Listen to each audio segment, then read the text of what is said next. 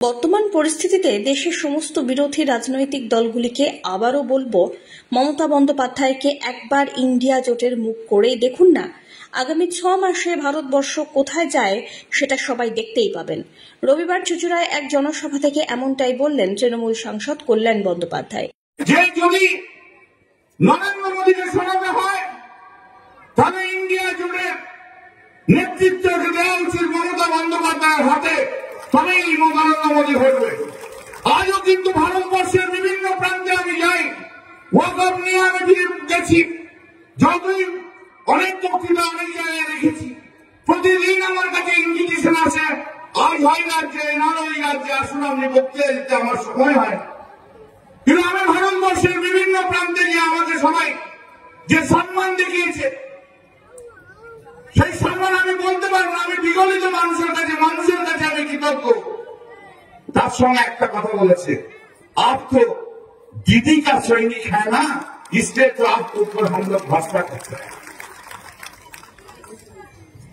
দিদিকে মমতা বন্দ্যোপাধ্যায়কে ভরসা করে ভারতবর্ষের মানুষ ভরসা করে মমতা বন্দ্যোপাধ্যায়কে।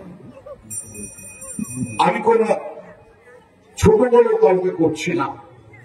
আমি আজও হাত জোর করে ইন্ডিয়া অ্যালায়েন্সের সমস্ত নেতাদের কাছে বলব, ঠান্ডা মাথায় চিন্তা করুন, যে সময়টা এখন এসছে, এই সময় সমস্ত বিরোধী দল একসঙ্গে থেকে লড়তে গেলে সেই লড়াইয়ে প্রথম মুখটা দয়া করে মমতা বন্দ্যোপাধ্যায়কে দিয়ে দেখুন না, আগামী 6 মাস ভারতবর্ষে কোন জায়গায়। তিনি বলেন, কাশ্মীরে যা হয়েছে সেটা আমরা সব বিরোধী দল মিলে বলেছি, আপনি ব্যবস্থা নিন, আমরা পাশে থাকব। কিন্তু 4 দিন পার হয়ে গেল, কোথাও কিছু নেই। 27 জন মারা গেল কাশ্মীরে, তার জন্য শোকস্তব্ধ। কিন্তু কুম্ভ মেলায় 100 জন হিন্দু মারা গেল কেন? পার্লামেন্টে আলোচনা চাই, কিন্তু করতে দেওয়া হয় না। কোন সেন্সিটিভ বিষয়ে আলোচনা করতে দেওয়া হয় না এই সরকারের পক্ষ থেকে। ভারতবর্ষের অখণ্ডতাকে বজায় রাখার জন্য, সার্বভৌমত্বকে বজায় রাখতে আপনি মোদিজি ব্যবস্থা নিন, প্রতিশোধ নিন, মানুষের আস্থা ফিরিয়ে আনুন।